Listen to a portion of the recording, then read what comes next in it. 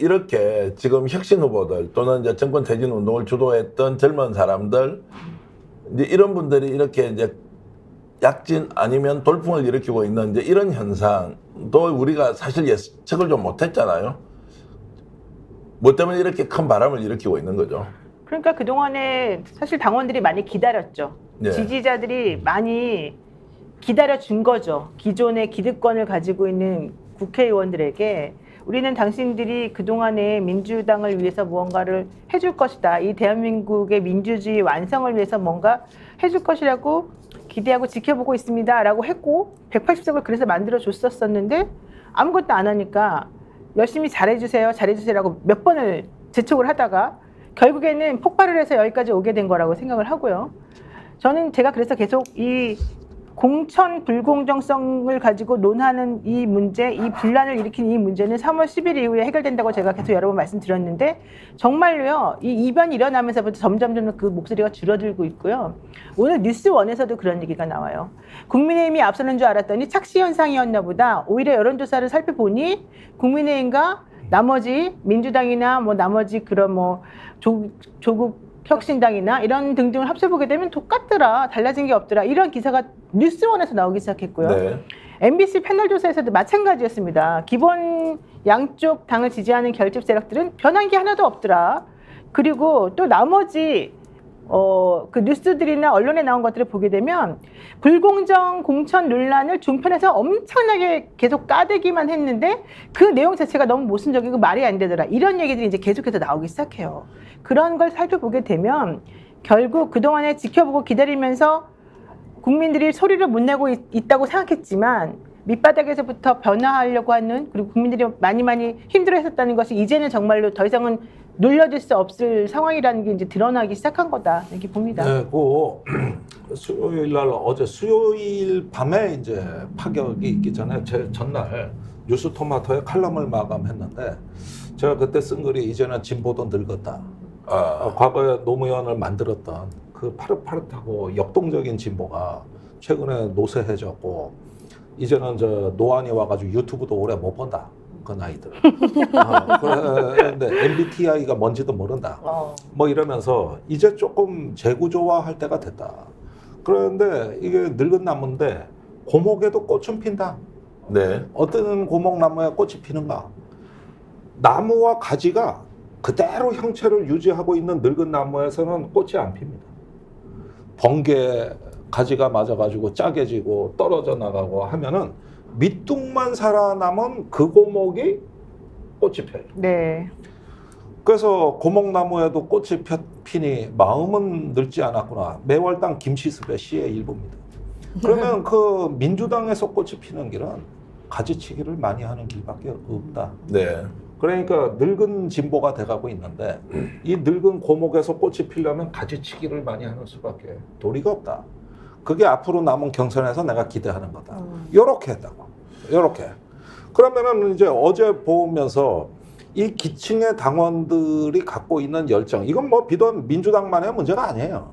아마 모든 야당의 당원들이 저는 공통으로 갖고 있는 문제고, 내가 어제 본 에너지가 이제는 민주당을 넘어가지고 다른 어떤 그 비례연합이나 또는 조국혁신당이나 녹색정의당까지도 이렇게 하는 22대 국회에 특검연대를 만들고 그 야권의 어떤 그 저 판을 짜는 이런 에너지로 가면은 이게 그냥 고목나무에 꽃을 피는 게 아니라 새순이 돋는 겁니다. 그러니까 결국은 지금 조국신당이 최대 목표치대로 의석을 만들어도 교섭단체가 안 됩니다. 그런데 비례연합당하고 또 그 외에 어떤 정당까지 합치면은 무난히 20석이 됩니다.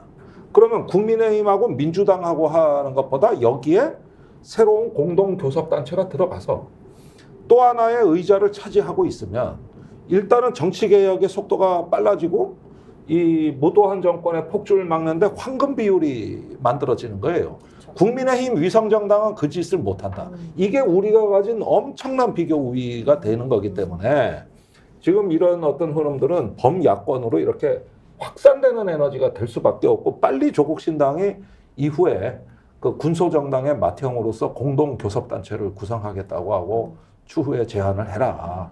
그러면은 나머지 저 비례연합당에서 그 돌아가는 당들 있잖아요. 기본소득당, 뭐 사회민주당, 뭐 또 열린민주당, 소나무당. 뭐 소나무당, 해가지고 소나무당인지 뭐 대나무당인지 다 나올 거 아니에요. 네네. 이렇게 해가지고 옛날에 정의당과 민생당이 그 같이 만든 정의와 평화 의원 모임 같은 이런 공동교섭단체를 꼭 만드셔라.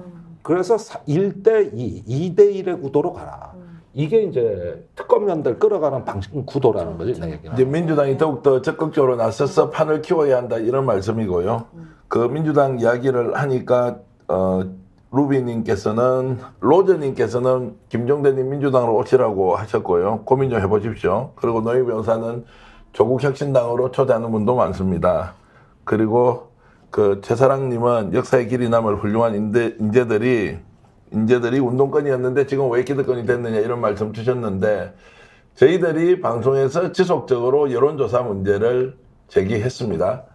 과표집되는 거 아니냐 정확하게 봐야 한다고 수도 없이 얘기했지만 결국에는 언론에서 보도하는 것은 국민의힘이 오차범위 밖으로 민주당을 앞서고 있다는 내용이었고요. 이것을 연일 보도하면서 이재명 사당화다 이렇게 얘기했습니다. 자, 어저께 부성장 김준혁 교수가 후보가 이겼는데도 오늘 아침 대한민국 언론은 다들 하나같이 비명 행사, 심지어 진보 언론이라고 하는 경향신문조차도 사당화 논란이 있는 민주당에서 비명은 다 죽고 친명이 살아났다 이렇게 했습니다. 제가 거꾸로 질문을 하겠습니다. 국민 여론조사가 50%고요. 당원 여론조사가 50%로 반영되는 구조에서 후보가 친명이든 비명이든 당선이 됐는데 그 당선의 결과가 민심이라고 표현하지 않고 사천이다. 그리고 사천의 끝판왕이다. 자, 비명은 다 횡사했다. 친명끼리 정말로 다 해먹네라고 하는 이런 언론의 보도 표현 맞는 것이냐. 지속적으로 문제 제기를 했는데도 여전히 지금 그 프레임 안에서 공격을 하고 있습니다. 어떻게 봐야 됩니까, 임 소장? 이미 작전 다 짜고 그냥 계속 공격하는 거라고밖에 저희는 생각이 들지가 않아요. 아니, 경선을 했습니다. 경선. 그냥 예를 들어서 지금 국민의힘이 유영하 변호사 이런 분 딱딱 단수공천하는 거 이런 게 사천이라고 하는 겁니다.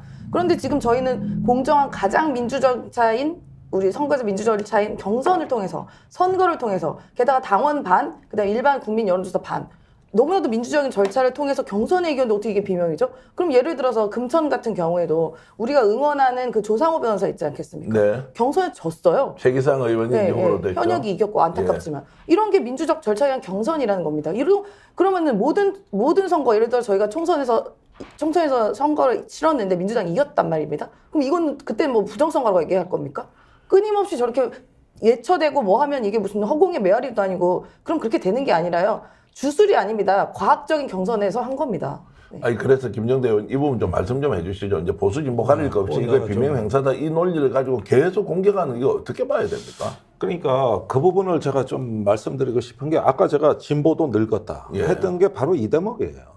그러니까 계속 과거 프레임으로 보는 거거든요. 근데 지금 이 움직이는 경선의 판은 어쨌든지 간에 이 무도한 정부를 끝내고 야당이 제대로 좀 맨 앞줄에서 일을 해달라는 이 바람이 지금 분출되고 있는 거거든요. 그러니까 이 시대 흐름이 이게 지금 본질인데 요거를 그냥 옆으로 빼버리고 만약에 어떤 개파 또는 어떤 기득권 안배 내지 조화와 균형을 얘기하는 게 공천의 본질이라면 그건 한겨레 경향신문 얘기가 맞죠.